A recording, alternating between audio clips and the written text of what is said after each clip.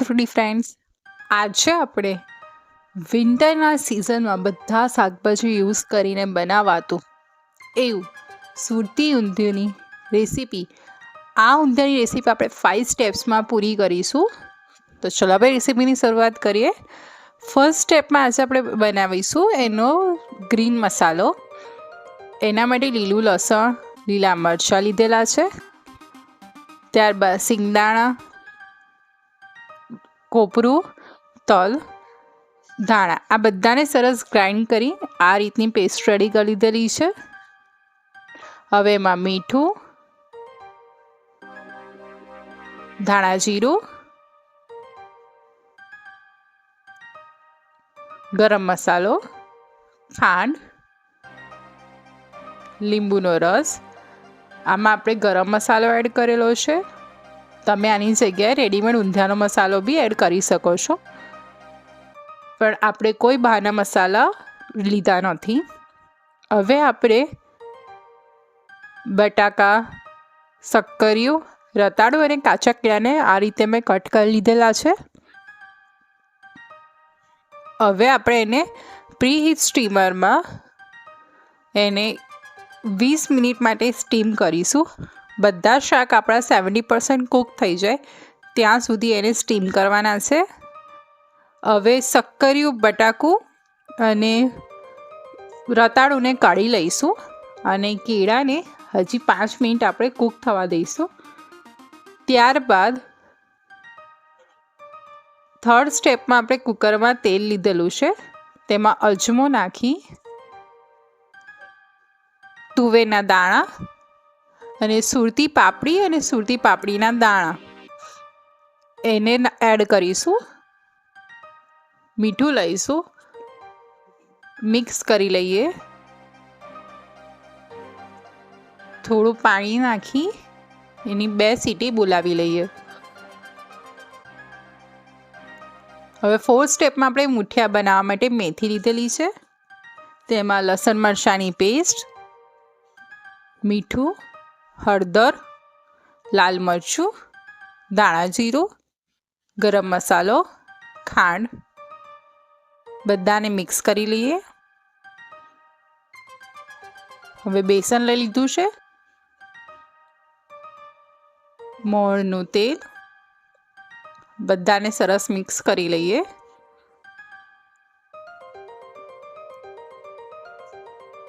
હવે 2 ચમચી જેટલું પાણી લઈ અને સરસ ડો પ્રિપેર કરી લઈએ.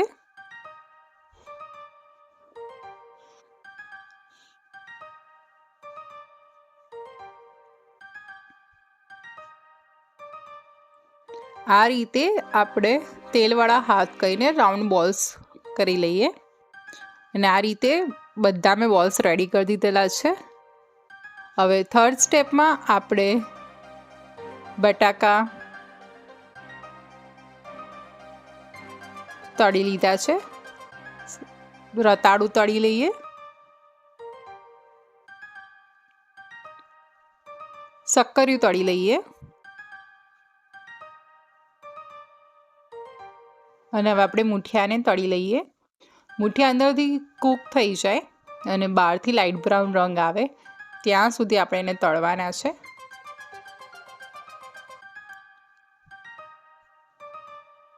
આપણા મૂઠિયા સરસ તળાઈ ગયા છે.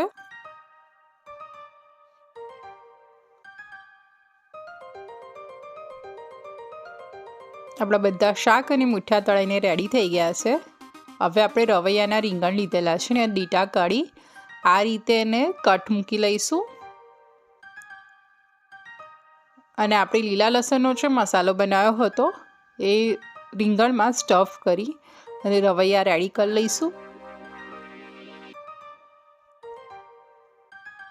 હવે ફાઇનલ સ્ટેપ માટે તેલ લીધેલું છે, તેમાં જીરું, થોડો અજમો, રવૈયાના રીંગણ લઈ લીધા છે.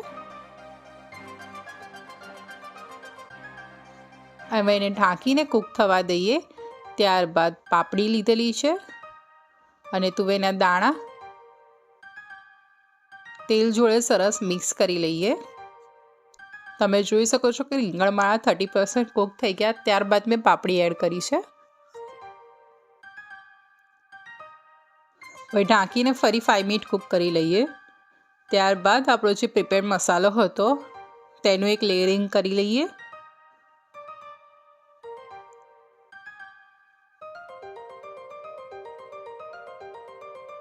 હવે આપણે તળેલા શાકનું એક લેયર કરી લઈએ. તમે આમાં અમુક શાક તમે એડ કરી શકો છો તમારા ભાવતા, અને આમાંથી ના ભાવતા અમુક શાક તમે સ્કીપ બી કરી શકો છો. તમે તમારું શાકનું પ્રમાણ તમારા રીતે એડજસ્ટ કરી શકો છો.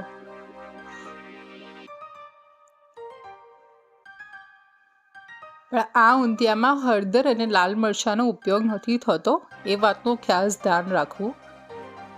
ફરી મસાલાનો લેયર કરી લઈએ.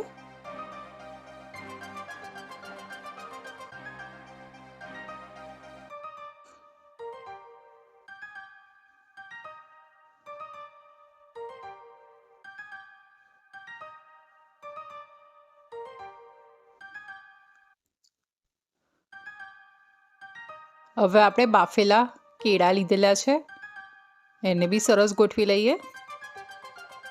મુઠિયા ગોઠવી લઈએ.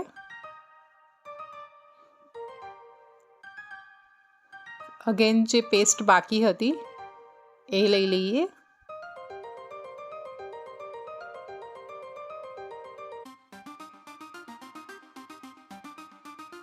હવે સાઈડથી ગરમ પાણી એડ કરીએ કે જેથી આપણો મસાલો ચોંટી ના જાય, અને એને ઢાંકીને